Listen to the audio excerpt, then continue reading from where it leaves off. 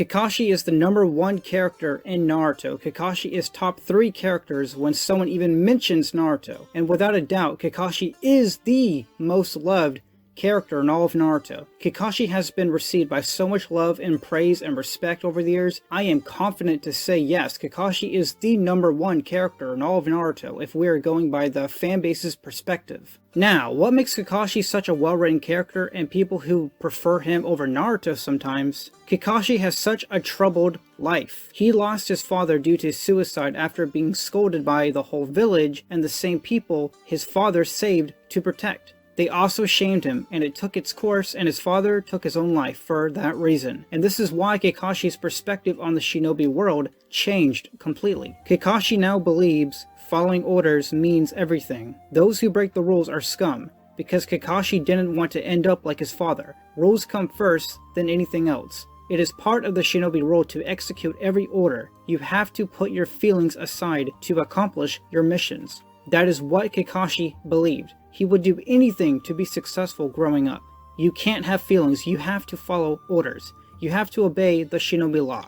Kakashi is the definition of a child soldier, and you can't blame him for trying to walk the perfect path. Another tragic that occurred in his life, the death of Obito Uchiha. Kakashi, after being strict about the rules, even had an attitude about it, treated Obito kinda like trash during their last mission. When you see your comrade on the ground dying, the situation is deeply depressing. Watching your friend being crushed by a boulder rock that he saved you from just to lay there coughing out blood. There's nothing you can do at all. Kishimoto just keeps pounding Kakashi's character further and further to really feel for him. And despite the differences between them, Obito still smiled and told Kakashi, "I was the only one who didn't give you a gift after making Jonin. I promise you, I won't give you something useless. I'm giving you my Sharingan." And the image of both of their eyes side by side was a beautiful scene. Originally, Obito was fighting with Kakashi to go after Rin after she was captured during the enemies on the mission. Kakashi believed it was more important to still continue their mission rather than go back and save her. Obito believes saving a comrade is also important for the mission. Without her, we would have been dead. Kakashi cares about Rin, but he also has the shinobi law to obey. After what happened to his father, the White Fang of the Leaf, Kakashi didn't want to repeat history. Since that didn't work out for his father, feelings will get in the way of the mission. That's why Kakashi suggests we have to move on without her. Obito and Kakashi couldn't agree with each other. Obito punched him in the face, and that was it. Obito told him those who break the rules are scum, but those who abandon their comrades are worse than scum.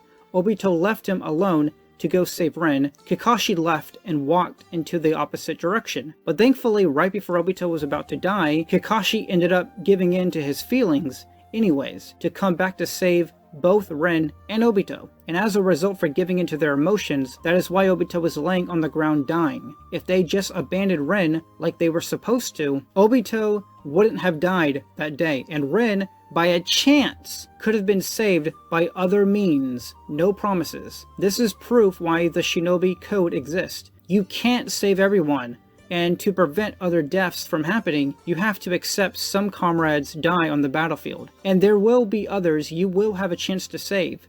You just can't save everyone.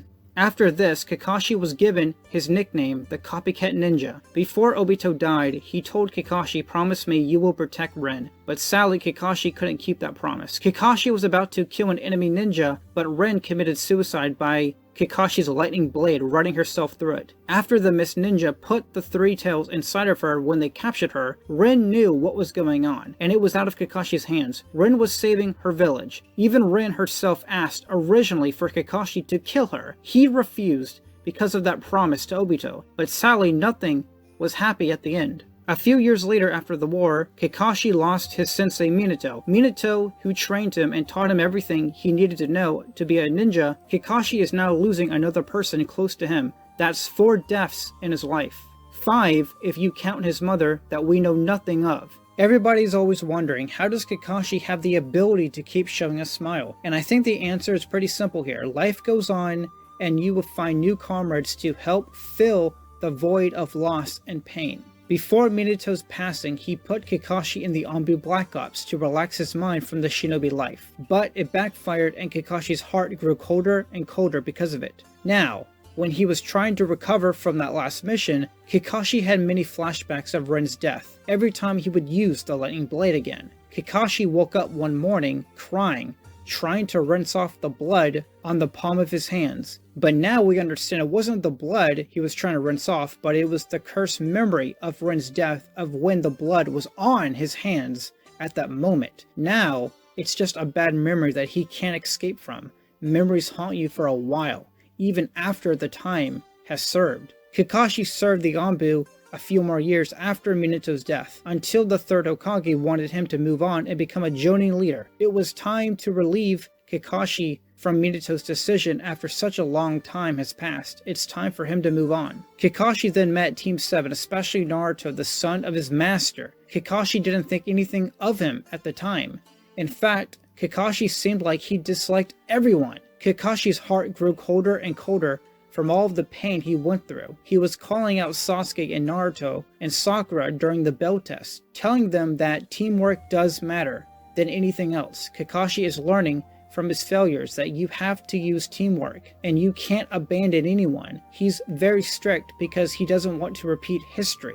Kakashi admitted when he was doing the bell test with Minato and his team, he didn't care about real teamwork at all. He only used them to get closer to the bells. And now Kakashi being in his early 30s, he's doing the right thing to not repeat the same mistakes. But as the missions went on, Kakashi grew feelings and personal attachments with his new team. And that's what Hiruzen wanted for him to move on from his darkness. It took some time, but it finally did the job. Kakashi personally was training Sasuke all the time because they were very similar to each other, and understanding the pain of losing the people that you loved. When Kakashi was lecturing Sasuke about moving on from revenge, he told Sasuke, "I know how you feel. Everyone you are talking about is already dead." Kakashi understands life goes on, and at some point you have to let go of darkness in your heart. You can't let it consume you. And when he learned to accept the new comrades that came in his life that helped him to move on from the ones you lost, it shows you everything will be okay,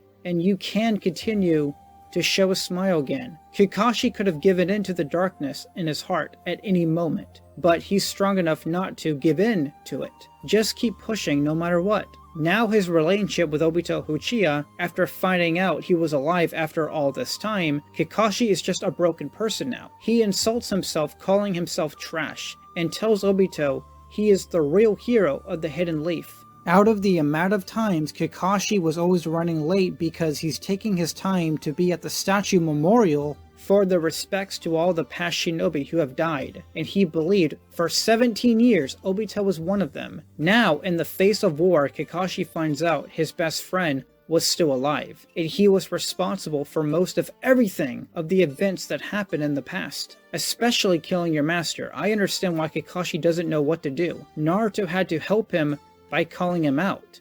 Whatever happened between you both, we will talk about it later, but we're in a war. Kakashi, come to your senses. But even Kakashi is human. He feels guilty and has regret on his mind. Obito fell into darkness. He gave into the world's hell, while Kakashi accepted the darkness, but he didn't let it take over him. Obito and Kakashi are both the same person, just different perspectives on life and the world. One is light and the other is darkness. Perfect writing, if you ask me. Two sides of the same coin. Kakashi is now understanding in order to save Obito, he has to protect the past Obito by killing the current Obito, so his memory will not be in vain. Obito was Kakashi's hero. He even taught his team Obito's words. After noticing Sasuke and Sakura weren't going to abandon Naruto, even Sasuke said, even if we are going against the rules and going against Kakashi's wishes, not fitting Naruto will damage the team. He would be weak and we need him at 100%. Kakashi watched